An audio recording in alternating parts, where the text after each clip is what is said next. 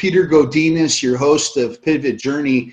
And today we're talking with Keith Gunther, who's somebody I respect in regards to understanding the selling management process and marketing.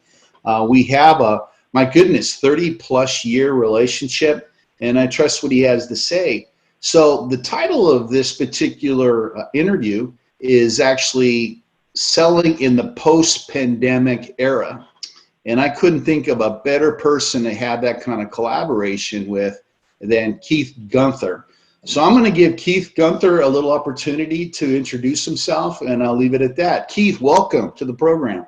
Well, thank you, Peter. It's good to be here again on your fantastic show. So Keith, with all that, why don't you give us a little history of, our journey together in the subject of selling. We were trained as pups, and give us like your impression of what it was like in the 80s selling, and maybe move into what it looks like now. I think what's an interesting point to make, and putting all this into relative terms, is that our village that we're in today, we're dedicated to supporting management education, and robotic devices are answering your phone and displays the caller information in your eyewear device viewer, and you're eliminating screen calls. You have all these kids that are growing up that are basically alpha generation. They grew up in this environment where we had to learn it. But it's a far cry from having to stop at a payphone and put a quarter in to call someone back when we learned how to sell and market products to clients. What's interesting is what hasn't changed is the goals and how you achieve those goals, which is through knowledge and understanding the client, and then coming up with a win for both the marketer, the seller, and the client. That hasn't changed, has it? No, it hasn't, Keith. But now I believe, Keith, and that's what I would love to get our collaboration on, is the process to getting to that point now. We're going through all this stuff with the COVID-19. Well, it's always been a low lift for entrance into the business and technology community because of technology. And so it's a self-fulfilling prophecy that then allows us to move forward in the post-COVID or current COVID environment and be successful, because we've already brought that low lift to everyone through Google, through Microsoft, through this very tool we're talking about now that's changing our voice to text, which was invented by a Xerox employee, David Kurzweil, in the 70s. What are some of the things now that have changed now that we have gone through this pandemic, and knowing that it's probably not going to go back the way it used to? But what do you think some of the things have changed now that we've gone through this particular era together? Well, I think the biggest change for people in business is the lack of the face-to-face environment at the beginning of a relationship. Now, you have clients that I had clients with Arc Document Solutions for 5 years that I maybe flew to Denver or flew to San Francisco and met once or twice in the beginning, but 5 years later, I had not seen them in years and was just communicating via conference calling, as we called it then, and email and not face-to-face, if you will. So that was okay, and it's okay today as well. But what I'm noticing that's missing to me is that initial relationship building environment where you get to know a little bit or a lot about the client, and the client gets to know a lot about you. And that's the key to any relationship, and moving forward is to know how do you think and what are your goals. And again, that's what I go through with my, we call it a cohort at Silicon Slopes with the prototype group. And a cohort is when a like group of people get together to discuss anything. And so when we do the cohort, I think what we look at is both for people involved as leading the cohort and people that are guests of the cohort. We're only as good as the questions we ask. So we have to ask ourselves questions without doing it face-to-face, which is sometimes tough when I want to ask you, Peter, what are your personal strengths? What do you want to focus on in your development over 6 months? What are your long-term goals? Maybe these things are different for you to hear them from me over this wire than it is for us to be face-to-face. So in your opinion, what are some of the things that people are going to have to do different since they can't show up in person? They really are going to reduce their chances of getting somebody on the phone or even email as a part of knowing that there's going to be tons of emails going through. How are people going to try to connect in that regards? Well, I would say by changing the relationship from seller to buyer to mentor to mentee, or teacher to teacher, or maybe consultant to professional executive. And you got to be more specific these days. You can't just say, I'm going to go sell this to that person. You have to say, I believe this person has needs that I can fulfill through my strengths in what I'm able to discuss. And discussing and educating comes first. You have to be interested, then you can be interesting. And everything about being interested goes away from the seller-buyer relationship and turns it into a mentor-mentee again, or educational situation. And until you get to that point, you can't get through the door anymore, is what I'm saying, because nobody wants to have a conversation without learning something from that conversation. The best thing you can do is contact me via, like you said, any of those other ways, email or text or website, and teach me something.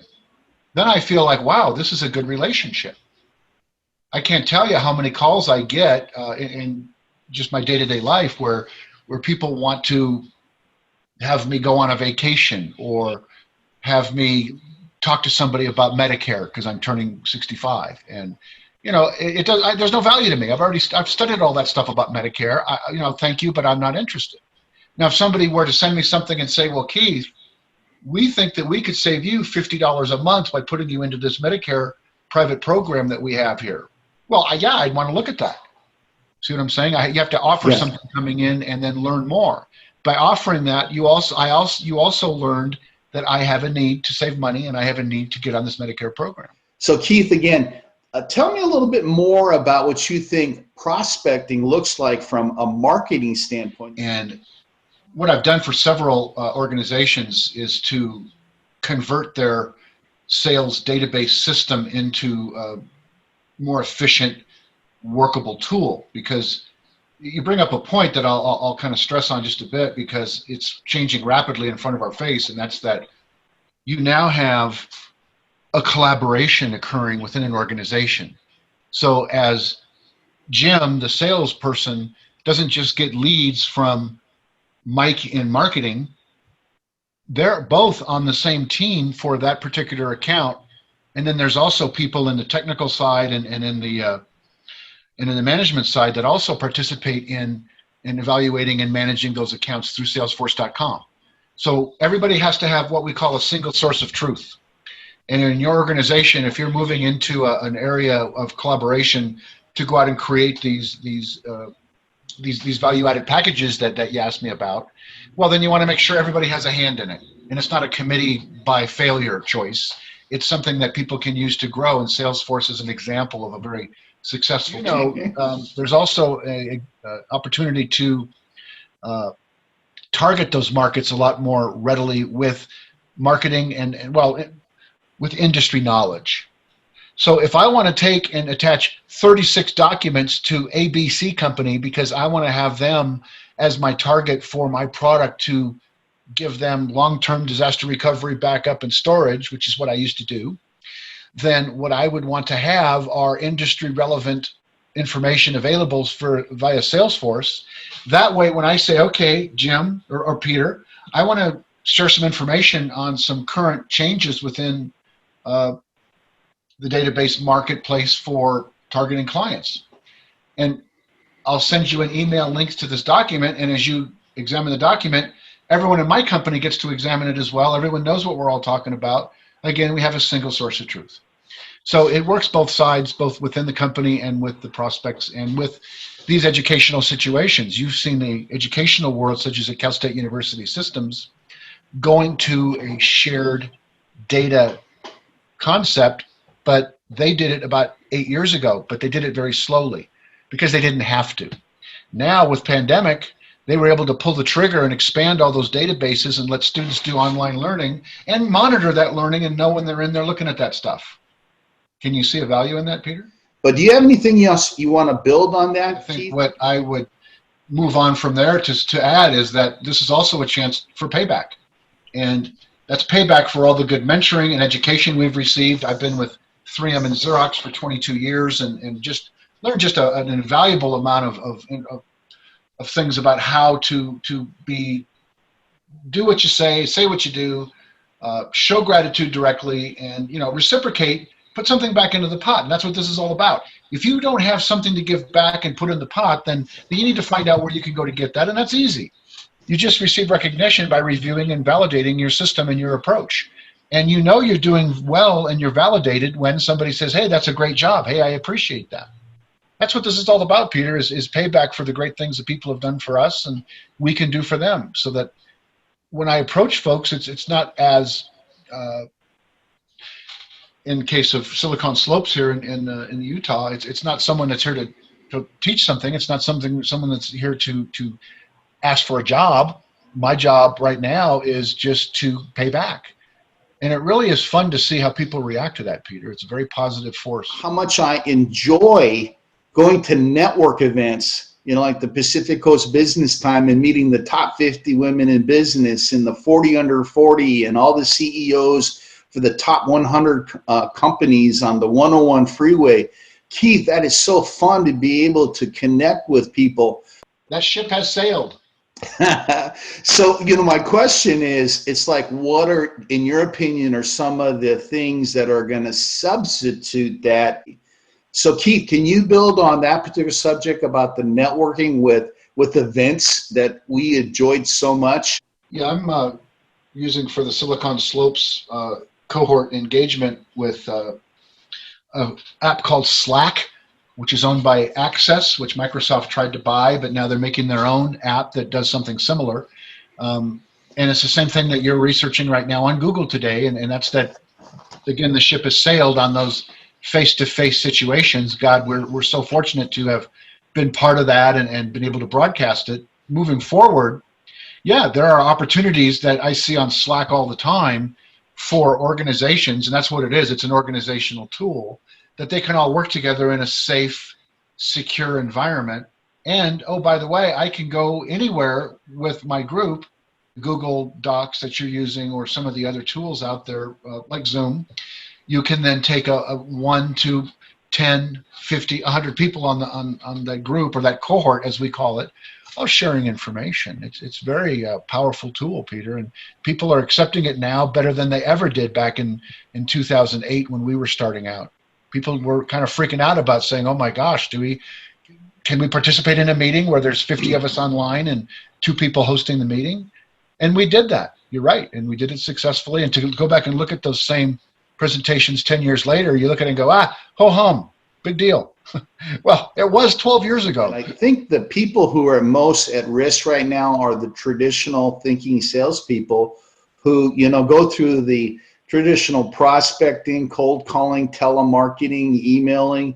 And, one of the things that I wanted to talk to you about was how technology plays a huge role in following up with a client. Technology, when you look at the funnel technology, in regards to social media, you have a technology that basically follows up on a regular basis. You program it. I love that. Everybody does. So you're right. It's a new paradigm, which maybe doesn't need face-to-face to get the same amount of pleasure out of these relationships. Again, that's what this interview is all about, and understanding what's the new way to reach out and get those results. In terms of the change in the paradigm, I'm looking at buying a car right now. And of course, I haven't been to a dealership. I've been trading emails with 3 different dealerships and 2 or 3 different people in each dealership and telling them what I want. And they're looking at my ads for the car I'm selling on Craigslist. And we're just working together in a very calm environment, but one where we're staying in contact. And this is probably one of the most, quote, hard sell situations you'll see. And it's turned now into an actual rather enjoyable environment, because if that salesperson with that car dealership doesn't bring me something of value, then why would I call them back? I need them to help validate what I found on Craigslist and on the KSL classifieds lists and online for prices of cars I want and prices of the car I want to sell. That doesn't mean I don't do the research. I did a heck of a lot of research in that. Those people know that, and they respect it that I'm talking to. The ones that haven't, well, I didn't call them back. I got to ask you, of the 3 people, what behaviors, what methodologies do you see as being benchmarked to how somebody is making an attempt to get your business? Can you give us like the top 3 things you're seeing in terms of what somebody is doing? Well, they're educating me. One person looked at my ad and said, well, you've got this wrong term in your description. Your car isn't a X, it's a Y. And I said, well, thank you. And I changed the ad. That person is on the top of my list because they helped me. And again, we're all mentors and we're all mentees in the same conversations with the same clients or the same people we're working with. You can be both. Stress here is on being an influencer, not a decision maker, not a manager, not somebody telling people what to do. You're not doing strategy work on 3 to 12 month roadmaps on every product in your quiver. You're not chasing random changes and fads and single customer environments. You're trying to be a more broad-based person with knowledge of the broader area of engineering and marketing and sales and support. Well, I would suggest, Peter, that anybody in any area of management, be it sales or product management or marketing or technical, needs to follow these same guidelines of strategic decisions based on helping the company or organization. And that's both the one that you're marketing to and the one you belong to. And then the tactical aspects of that. Are you sharing information? Are you educating? Are you making the people in your organization the kind of people that your clients would all want to talk to? Gosh, I hope they are, because I know that you and I have spent 40 years doing that, Peter, and that's the direction we're still going in. So thanks for having me in today. No, I love it. Keith, I'm hoping that we can talk about more of these interesting subjects that we can share with our audience. I look at this program as a pivot. This is a pivot from going old traditional in terms of how things were sold and how they were marketed to making that directional change to what behaviors, what methodologies, what techniques do you have to do to make a living. Let's net this out.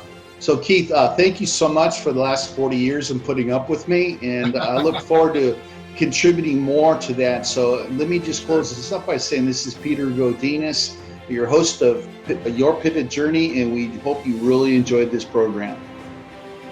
Adios. Well, we hope you enjoyed this interview with Keith Gunther on selling in a post-pandemic era. If you like this program, please subscribe on the button below.